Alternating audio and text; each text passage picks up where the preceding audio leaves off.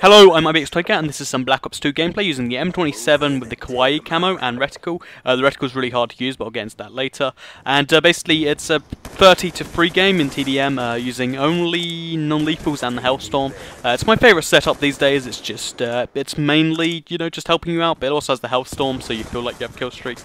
It's pretty good, but yeah, let's get back into the gun, give you some class up tips. I realize it's late in the game's life cycle, but they might still help some of you out. And also need to get back in the swing of things for Ghosts, of course, which I intend to do videos for. So anyway, let's jump right into it. So the M27, it's one of the more interesting guns in the game because it's really, really good. Like, I'd say the second best assault rifle, but the one big downside is, like, it's so good in pretty much every aspect except the damage, which is usually a pretty big thing in a game where you try to kill people. But let me quickly explain why that's a problem. So, the damage up close is, it takes 4 shots to kill, I believe, and then it drops off to 5 pretty quickly. So it's one of the weakest guns in the game. But the thing that, you know, makes that so, you know, redeeming and good and stuff is that up close it doesn't kill people. Basically, you can kill people if they're not shooting at you, but you can't win any gunfights up close to this.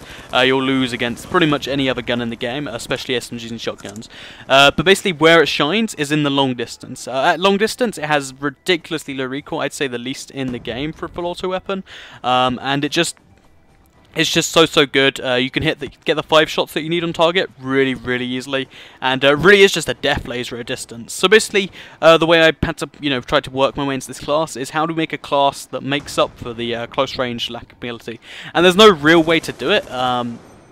The best way is to just learn played at long distance. If you do want to, you know, if you do have some habits where you go into close range areas, though, that's where the laser sight comes in. So there's 2 ways you can set up this class. You can have a tiny bit of defense up close, or you can go all long distance, which is what I recommend. But personally, I can't really get the hang of it properly, so I keep the laser sight on there because it just helps me out. So let's go straight to attachments. So attachments, the red dot sight, it helps you to keep on targets at those ridiculous ranges. Because sometimes, even with the sights, they're really good sights, but they still, you know, they make it a tiny bit more difficult at long range than it should be. Also, this guy tries to hit me while I'm in my little Hellstorm. But I decided, you know, let's waste it on him rather than die. Keep the streak going and stuff. But yeah, so you can you need to go to the close range, or you can go all out on the long range, which is what I recommend. But if you want to keep on the, you know, keep making mistakes and stuff, that's good. But you also need you can make up for the close range and the lack of just insta-kill ability with your equipment and your secondary, as you see me do quite a few times this game. So basically, the secondary I chose is the SMOR.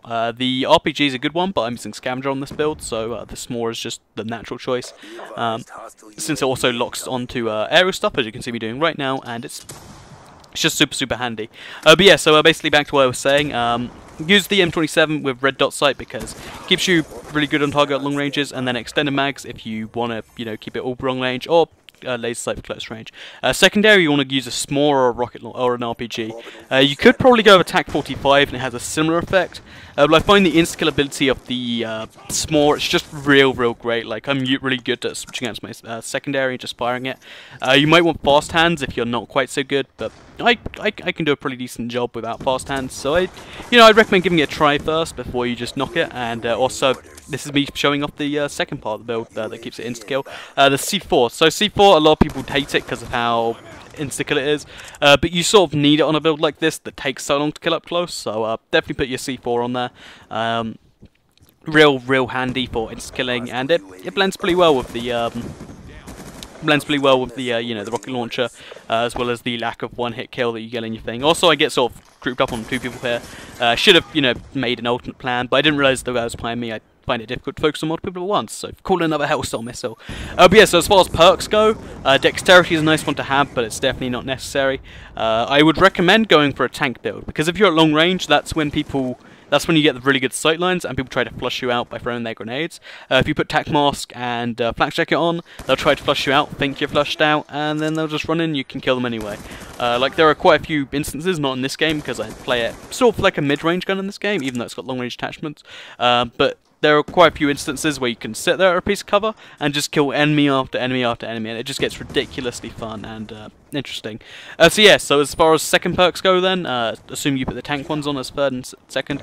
Toughness is a nice one. It helps you win those long range gunfights because even if you do have the best long range weapon, if they get you to flinch first, it still gets real difficult. So toughness is nice. And then I've got Scavenger because of all the explosives. If you decide to use attack 45, you might not want Scavenger because obviously not quite as handy on attack 45 as, even though you get the C4, but it's not quite as handy on attack 45 as an RPG or a SMOR, so, you know, maybe your choice there. But that's just how I decided to run it. So finally, we have the other choices you can go, the wild cards, etc. Again, in my build I've got perk 2 greed, but you could always go perk 1 greed, get your hardline or your lightweight. And yeah, that's how I'd recommend running the M27. I hope you enjoyed the video, check out the other 2 videos, and goodbye.